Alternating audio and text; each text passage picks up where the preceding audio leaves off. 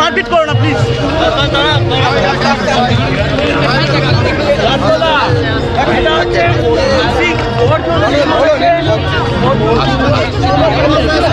এক এক করে যাই।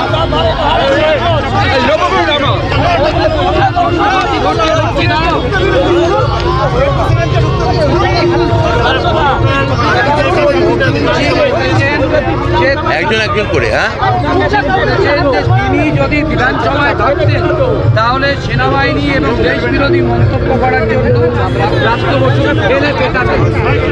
এ তো নতুন কথা কিছু নয়।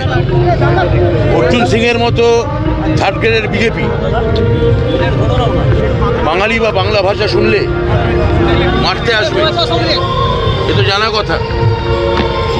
আর অর্জুন সিং যদি বলে থাকে আমি বিধানসভায় যদি থাকি, দুই আপনাদের জানিয়ে রাখি, অর্জুন সিং এই জীবনে আর কোনোদিন বিধানসভা বা লোকসভায় যেতে পারবে না।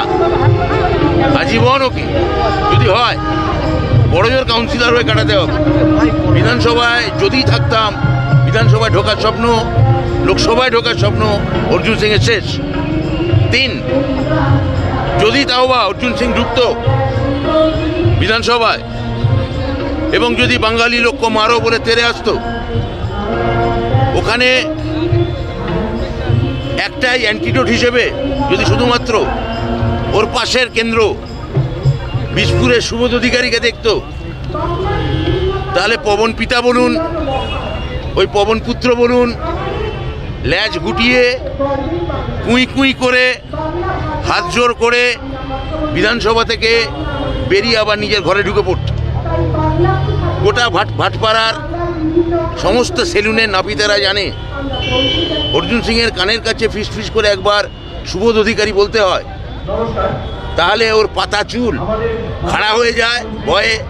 তখন নাপিতেরা কুচকুচ কুচকুচ করে ওই ভাটপাড়ার ডাস্টবিনে পড়ে থাকা অর্জুনের চুল কেটে দেয়। তো এখন কোনোদিন ওই আমি যদি বিধানসভায় থাকতাম, ওই বিধানসভায় ঢোকার খোয়াব, লোকসভায় ঢোকার খোয়াব অর্জুন সিং এর শেষ। বলছি অযোগ্যদের তালিকা তো গত শনিবার এসএসসি প্রকাশ করেছে, তো প্রথমত অযোগ্যদের থেকে বেতন ফেরত কবে নেওয়া হবে সুপ্রিম কোর্টের নির্দেশ মতো, আর দুই, অযোগ্যদের কবে অ্যাপয়েন্টমেন্ট লেটারগুলি বাতিল হবে, এই বিষয় নিয়ে কোনো আলোচনা বা কোনো সিদ্ধান্তের জায়গা আপনারা এসেছেন? এটা এই মুহূর্তে এখনো আলোচনার পরিসরে আসেনি।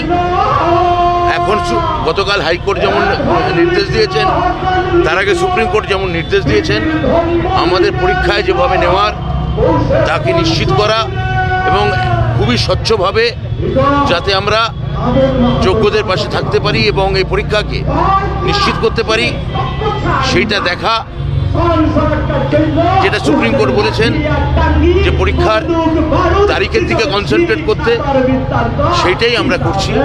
আপনারা যে প্রসঙ্গগুলো বলছেন এটাও আমাদের ভাবনার পরিসরে আছে, আলোচনা করে আপনাদের জানিয়ে দেবো কী হবে। বলছি দাদা, স্বরাষ্ট্র মন্ত্রক বলছে যে প্রত্যেকটা রাজ্যে ডিটেনশন ক্যাম্প করতে হবে, তারা নির্দেশ দিচ্ছেন যে প্রত্যেকটা রাজ্যে। বাংলায় কোনো ডিটেনশন ক্যাম্প স্বরাষ্ট্র দপ্তর যদি করতেও চায়, এখানে মমতা বন্দ্যোপাধ্যায় যতদিন আছেন ওই বাঙালিকে তুলে তুলে নিয়ে গিয়ে আসামের মধ্যে ডিটেনশন ক্যাম্পে রাখবে, পারবে না, পারবে না। আমি তো গতকাল বিধানসভায় বলেছি সিএ এনআরসি এটা নিয়ে একটা আলোচনা আনতে, আলোচনা স্পষ্ট হয়ে যাবে যে কিভাবে এই সিএ বা এনআরসি বা এই এই এই এসআইআর এইসবের মধ্যে দিয়ে কিভাবে মানুষকে ধোঁকা, বিশেষত মতুয়া সম্প্রদায়ের মানুষকে কিভাবে প্রতারণা করা হচ্ছে, সেটা নিয়ে আমরা ওপেন ডিবেট চাইছি। বিজেপি বিধায়ক আজকে বলছেন যে এসআইআর না হলে, রাজ্যে না হলে আগুন জ্বালিয়ে দেওয়া হবে পশ্চিমবঙ্গে। বিজেপি বিধায়ক শ্রীলঙ্কা মিত্র চৌধুরী আজকে কথা বলছেন। তার সঙ্গে সুকান্ত মজুমদার বলেছেন ওইসব গরম গরম কথা, লম্বা চওড়া কথায় আমাদের কিছু যায় আসে না। মাথায় রাখবেন, স্বয়ং নির্বাচন কমিশনের নিয়ম অনুযায়ী এসআইআর করতে গেলে যে বছর রাজ্যে ভোট হয় সেই রাজ্য অন্তত করা যায় না। কিন্তু বিহারে ওরা নিয়ম লঙ্ঘন করেছেন। যদি বাংলায় জানুয়ারি মাসের পর করতে যান তাহলে সেটাও নিয়ম লঙ্ঘনই হবে। সুকান্ত মজুমদার বলেছেন